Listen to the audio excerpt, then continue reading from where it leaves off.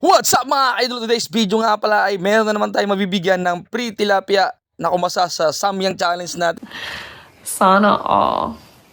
Kaya tara, samahan nyo akong abangin sila sa labas.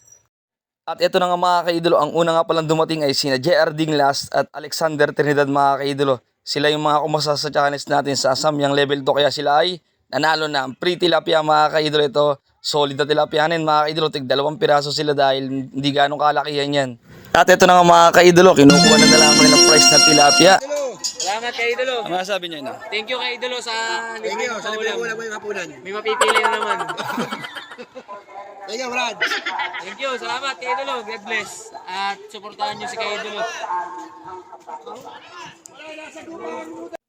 At ito na nga, dumating na si Carlos Miguel, ang kauna-unahang kumasa sa ating Samyang Challenge mga kaidolo. Kaya malaking tilapia ang kanyang premyo mga kaidolo. Ito. Thank you, kay Idolo.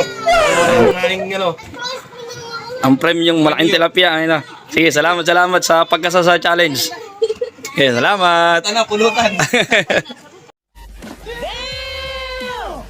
At ito na nga mga kaidolo, dumating na si Marvin Mabunga, ang kahuli-huli ang nanalo sa Samyang Challenge. At bangus nga pala ang natira, kaya bangus ang napunta sa kanya mga kaidolo.